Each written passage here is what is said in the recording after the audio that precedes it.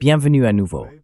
Nous sommes aujourd'hui dimanche 12 avril et nous sommes rejoints par Saïd Mohamed Marandi qui se trouve à Islamabad où se déroulent des négociations entre les États-Unis et l'Iran pour tenter de passer du cessez-le-feu à un véritable accord de paix. Pourriez-vous nous dire comment se déroulent les négociations?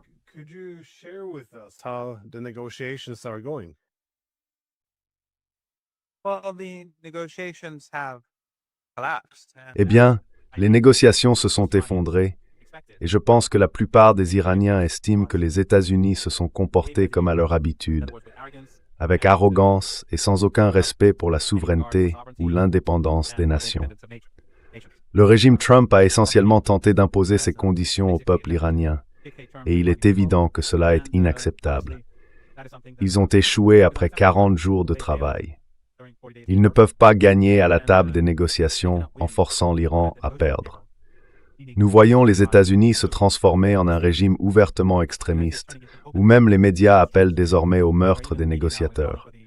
Le Washington Post, les élites occidentales, les experts des groupes de réflexion et d'autres désignent des individus, me désignent d'autres comme cible.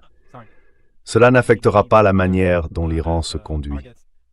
Cela ne fait qu'exposer davantage les États-Unis et l'Empire. Nous sommes donc sur le chemin du retour, et il faudra voir où.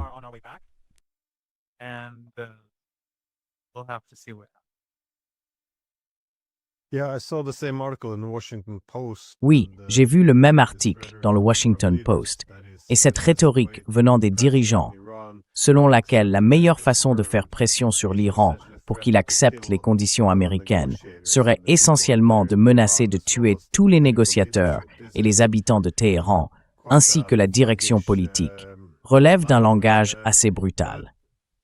Sais-tu pourquoi ou à quel moment les négociations ont pris fin? Parce que, d'après ce que j'ai compris, il y a eu 3 séries de discussions, et elles ont toutes échoué. Et Vance a fait quelques commentaires selon lesquels l'Iran n'aurait pas satisfait aux exigences américaines. Quel a été le point le plus difficile dans la tentative de conclure un accord?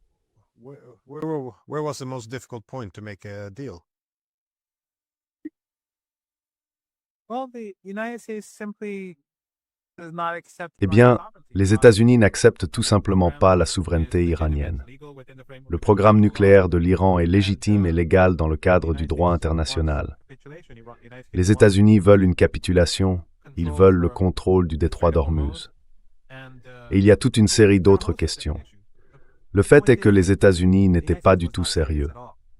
En réalité, dès le départ, lorsque nous étions en route pour venir ici, on pensait qu'il s'agissait probablement d'une manœuvre destinée à recueillir davantage d'informations sur l'emplacement de différentes personnes.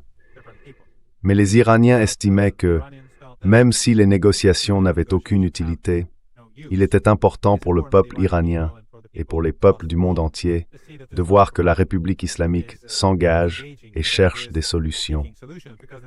Car le même Washington Post qui appelle au meurtre de notre délégation dirait aussi, si nous n'étions pas venus à Islamabad, que les Iraniens ne veulent pas de solution.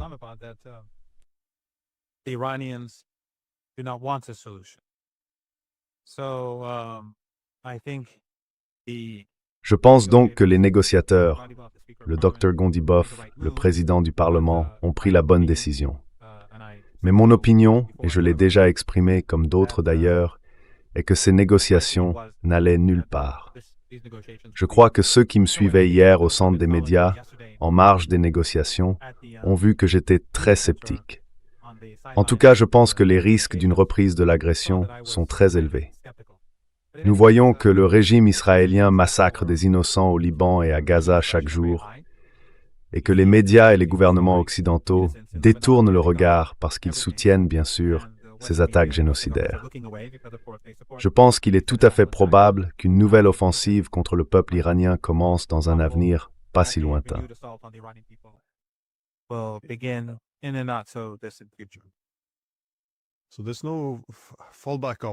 Donc, il n'y a pas d'option de repli ici.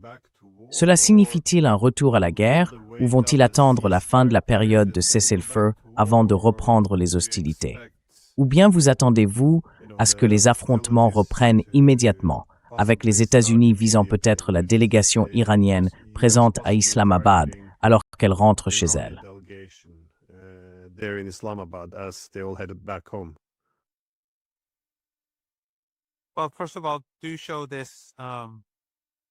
Eh bien, tout d'abord, pourriez-vous diffuser cela quelques heures après mon départ, afin de ne pas causer de détresse à nos familles? Mais je pense que tout est possible. Les États-Unis peuvent attaquer aujourd'hui, demain, la semaine prochaine, le régime israélien aussi. Ils peuvent attaquer à tout moment, car ce sont des régimes sans dignité, sans honneur, sans sens moral. Les deux dernières guerres, la guerre de 12 jours que nous avons eue l'année dernière, ont été une attaque honteuse, survenue alors que nous étions en négociation, comme vous le savez, et elle visait à nous prendre par surprise, ce qui n'a pas vraiment été le cas. Je veux dire, c'est un mythe qui a été répandu.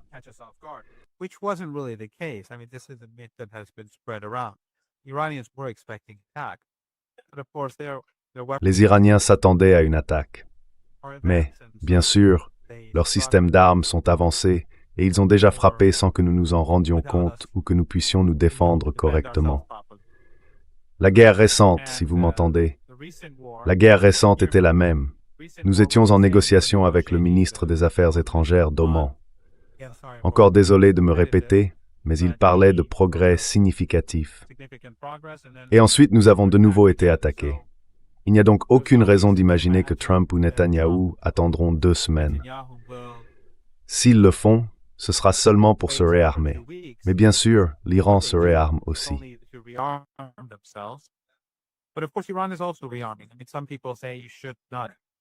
Je veux dire, certaines personnes disent qu'il ne faut pas attendre, qu'il faut poursuivre la guerre et ne pas accepter le cessez-le-feu.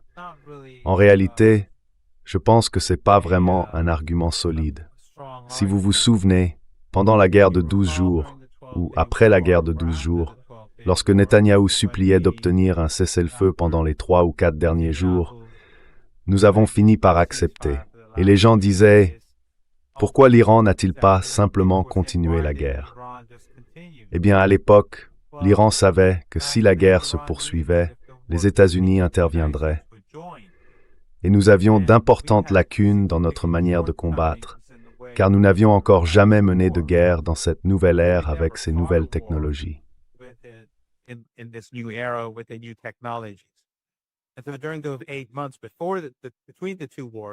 Ainsi, pendant ces 8 mois entre les 2 guerres, l'Iran a apporté de nombreux changements. Et durant cette guerre de 40 jours, environ 40 jours, les Iraniens sont sortis bien plus forts que lors de la guerre de 12 jours, même si l'agresseur était bien plus grand.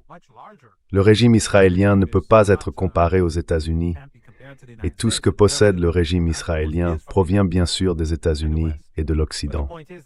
Mais le fait est que l'Iran a utilisé ce temps à bon escient pour se réorganiser et se préparer afin d'améliorer à la fois ses capacités défensives et offensives. Je pense donc qu'en ce moment même, les Iraniens ne sont bien sûr pas agressifs.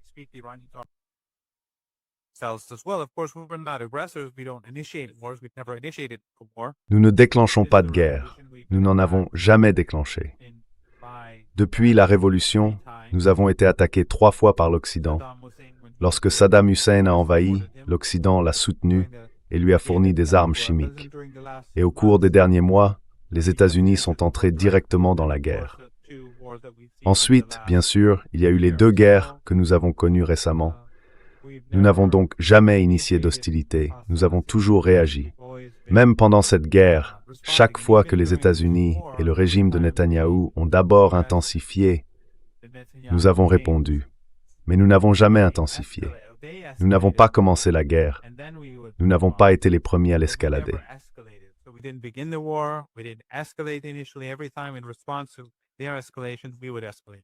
Chaque fois, en réponse à leur escalade, nous escaladions à notre tour. Je dis simplement ceci, je sais que vous le savez, mais je veux que vos téléspectateurs le gardent à l'esprit.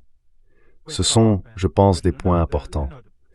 Donc, ceux qui disent que Vance est différent de Witkoff et Kirchner, non, il ne l'est pas. Il est capturé par les forces qui dominent sa politique comme tout le monde.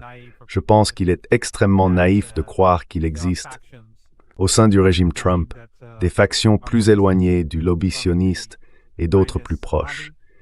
Ces négociations ont montré très clairement que l'intention de Vance et de ses deux gardes du corps n'était pas de trouver un interrupteur.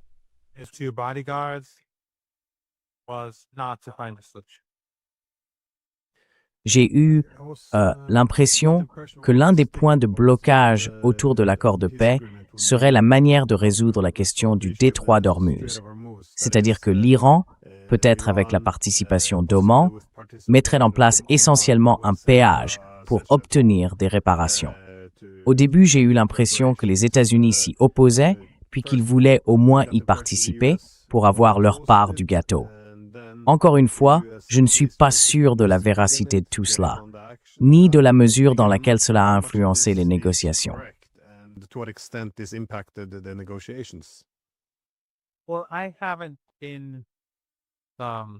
Eh bien, je n'ai pas été, en fait, ils sont en réunion en ce moment pour discuter de l'endroit. Et j'ai été très occupé par les médias, donc je ne suis pas à jour, je ne suis pas au courant de ces questions.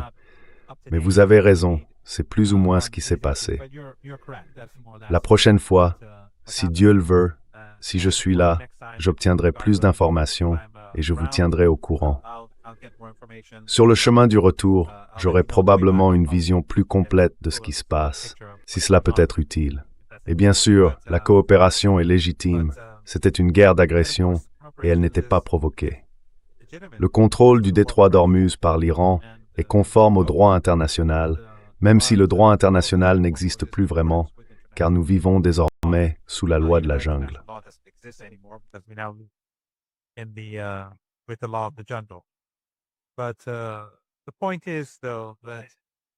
Mais le fait est qu'il existe plusieurs domaines dans lesquels Vance exigeait essentiellement une capitulation.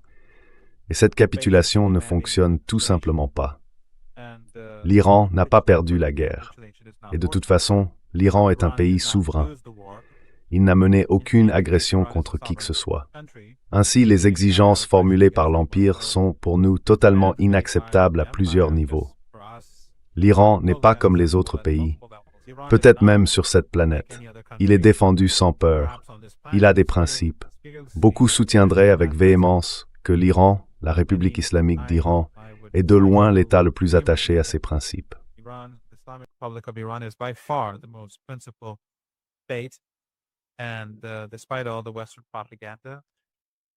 Et malgré toute la propagande occidentale, la réalité commence à se révéler.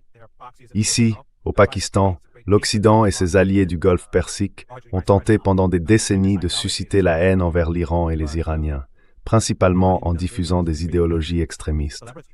Mais la délégation iranienne est accueillie comme des célébrités, comme des héros. C'est incroyable de voir à quel point l'Iran est aimé à travers le pays et parmi différents segments de la société. Ainsi, la réalité finit par s'imposer. Je n'ai aucun doute que les États-Unis ne parviendront pas à atteindre leurs ambitions hégémoniques envers l'Iran et les actions de résistance.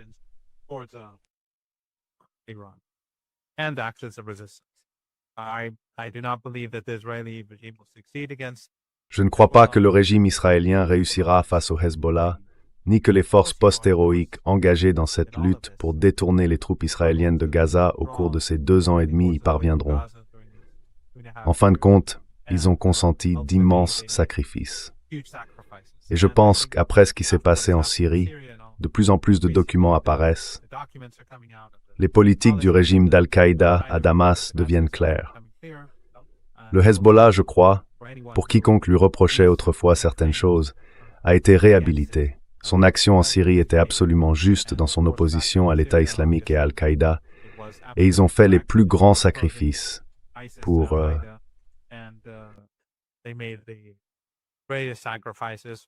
peuple de Palestine et peuple de Gaza. Ainsi, les gens se rendent compte que les récits occidentaux, tout comme ceux du Qatar, d'Erdogan, de l'Arabie saoudite et des Émirats, ne sont pas fiables. Et je suis optimiste quant au fait que malgré les jours douloureux à venir, et désolé si je ne suis pas totalement concentré, car je regarde sans cesse s'il y a des véhicules pour partir, je reste très optimiste quant à l'avenir de cette région. Je suis convaincu que l'Empire sera vaincu dans toute la région et que la République islamique d'Iran émergera comme une puissance clé en Asie occidentale, s'opposant à l'ethno-suprémacisme et au génocide.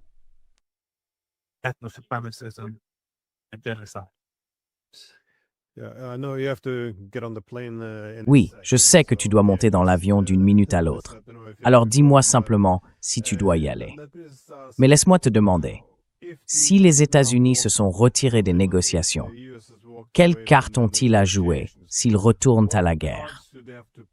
Parce que pendant que les négociations étaient en cours, Trump affirmait sur les réseaux sociaux qu'ils étaient déjà en train de déminer le détroit d'Ormuz, parce que les Iraniens ne savaient apparemment plus où ils avaient placé les mines.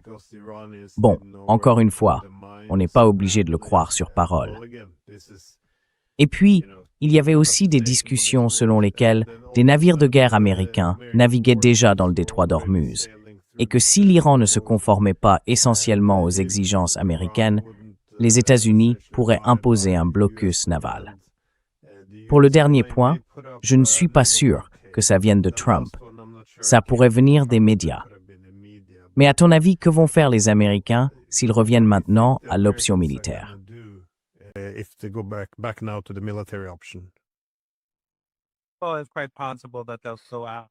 Eh bien, il est tout à fait possible qu'ils ralentissent après la crise des infrastructures. Mais l'Iran ripostera immédiatement et détruira les infrastructures pétrolières et gazières de la région du Golfe Persique, car ces régimes sont complices. Et pour l'instant, si les États-Unis frappent l'Iran, ils doivent encore le faire en passant par ces pays. Donc, lorsque l'Iran contre-attaquera, il n'y aura plus de pétrole ni de gaz, que ce soit de la mer Rouge ou du Golfe Persique, et ce sera permanent.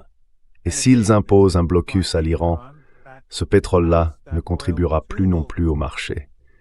Cela entraînera donc de nouvelles hausses de prix, une nouvelle crise énergétique. Je pense que Trump est en train de pousser à la destruction de l'économie mondiale et d'entraîner le monde vers une dépression économique mondiale. Pas une récession, mais une dépression.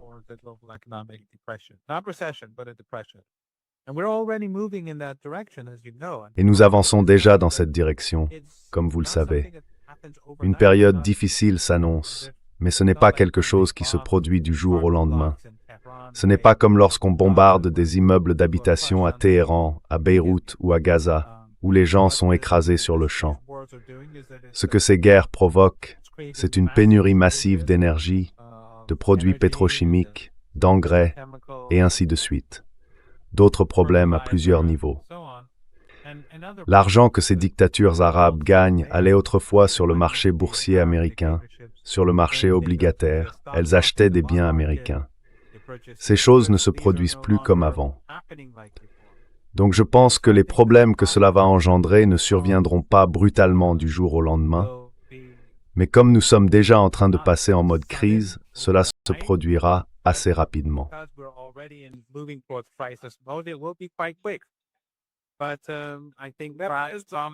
Mais je pense que l'Iran croit à tort qu'il peut accomplir des miracles, que l'Iran va capituler ou qu'il va vaincre l'Iran du jour au lendemain grâce à sa force écrasante, ou que, s'il détruit les centrales électriques iraniennes ou autre chose, les Iraniens viendront se soumettre. Cela n'arrivera pas. Nous avons vu ce qui s'est passé au cours des 40 derniers jours. C'était exactement comme nous l'avions prévu. Et c'est quelque chose dont toi et moi parlons depuis très très longtemps maintenant, depuis le début, quand j'ai eu le plaisir d'être invité dans ton émission. Donc je pense que Trump va causer un grand tort à l'économie mondiale. À moins bien sûr qu'il ne se passe quelque chose qui le fasse reculer. Mais pour le moment, comme il est entouré de conseillers israéliens, je ne vois pas cela arriver, car leurs priorités ne sont pas celles des États-Unis.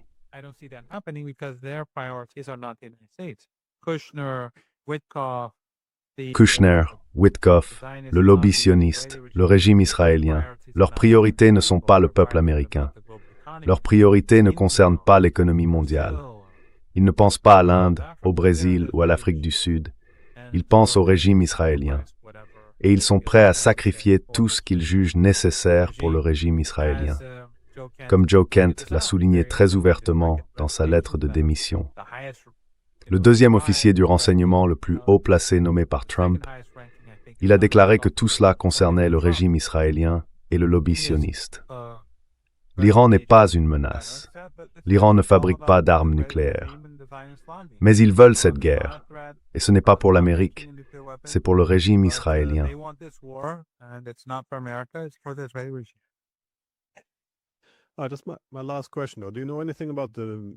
Ma dernière question, cependant.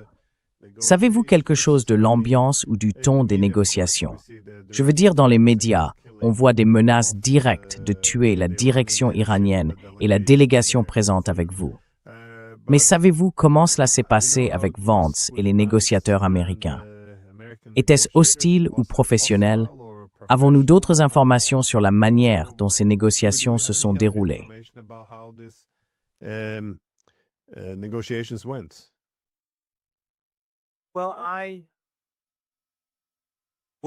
Eh bien, en ce moment, si j'étais à 20 ou 30 mètres d'ici, je pourrais probablement répondre à cette question. Mais je vais en savoir plus et te le dire, parce qu'ils en parlaient justement hier soir. Comme il était très tard, ils sont restés éveillés jusqu'au matin. Et puis, bien sûr, quand Vance a décidé de partir, les plans ont changé. Donc je ne connais pas le ton exact, mais d'après ce que j'ai compris, ils imposaient essentiellement leurs conditions. Ils formulaient des exigences et s'attendaient à une capitulation. Pour moi, ils vivent dans un univers parallèle. Ils n'ont aucune idée de ce qu'est l'Iran, ou peut-être qu'ils le savent, mais ils se disent « peu importe. Peu importe si l'économie mondiale s'effondre. Tout ça, c'est pour Netanyahou. »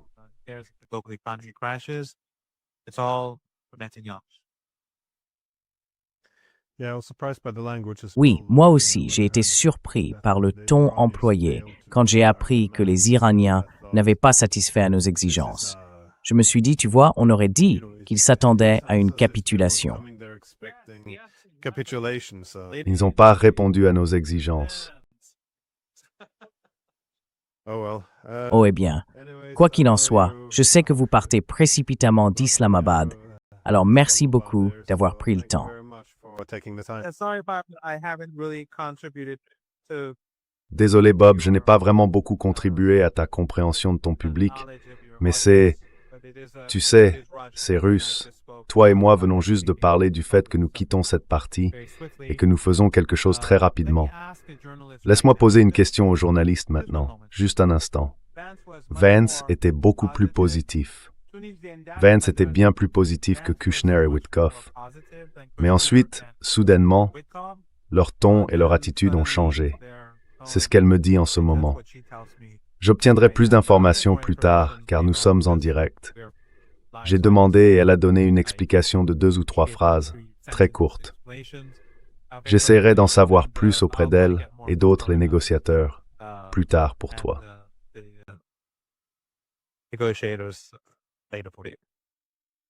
Nous aurons le temps de parler plus tard. Alors merci d'avoir pris le temps. Faites bon voyage de retour. Merci et passez une bonne journée, les gars.